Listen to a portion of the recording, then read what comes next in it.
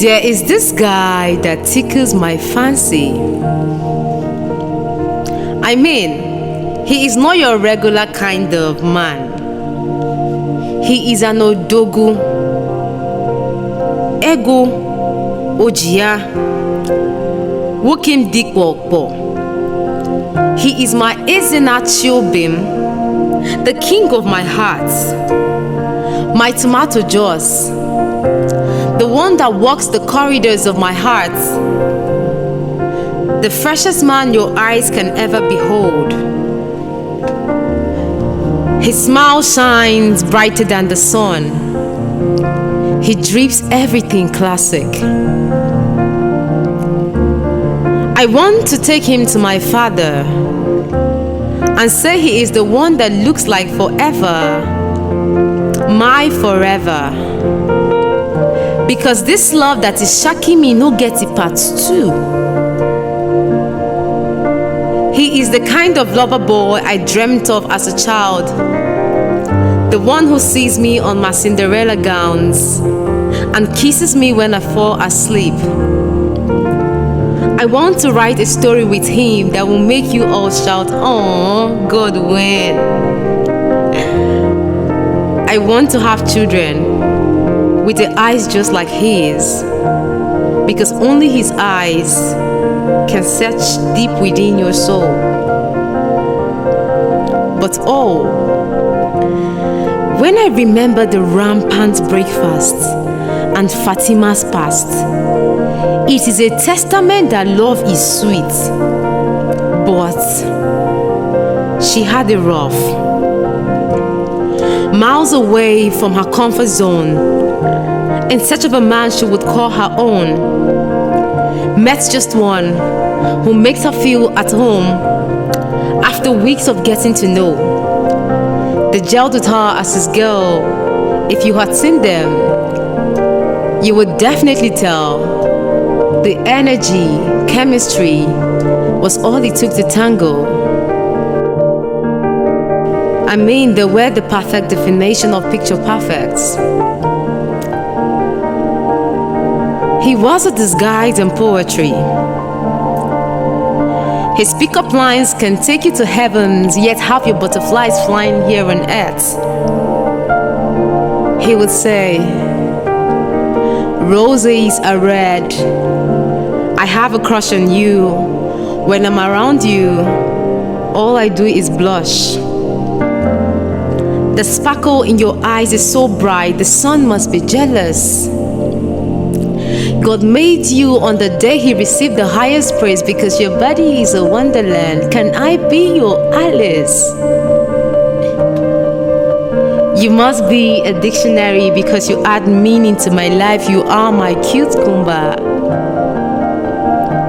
This was love she knew. But as a godly girl with the 1 Corinthians 6:18-20 principles, honoring God with her body was worship to God. So we can love, but we can't touch until you honorably walk me down the aisle as your wife, as your woman. Did I forget to add?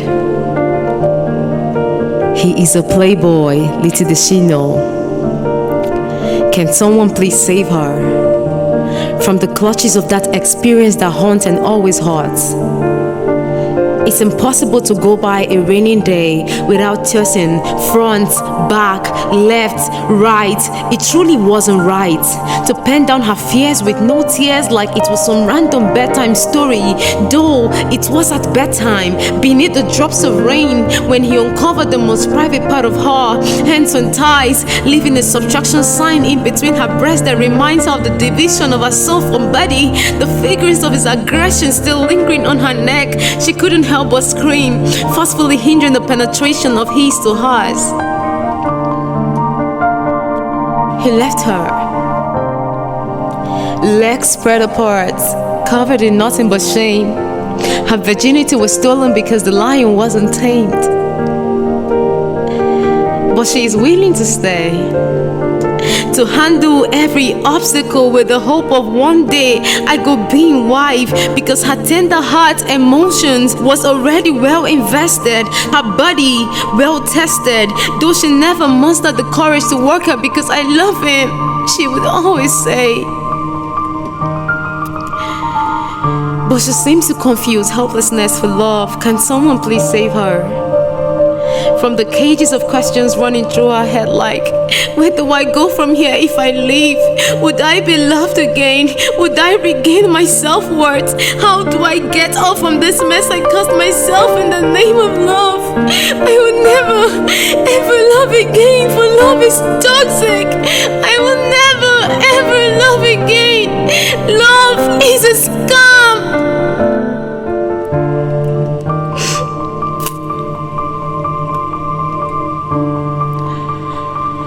Sounds a lot like some of your realities, I presume. But if maybe you are her or him with a toxic love story, time heals all wounds. You can love again.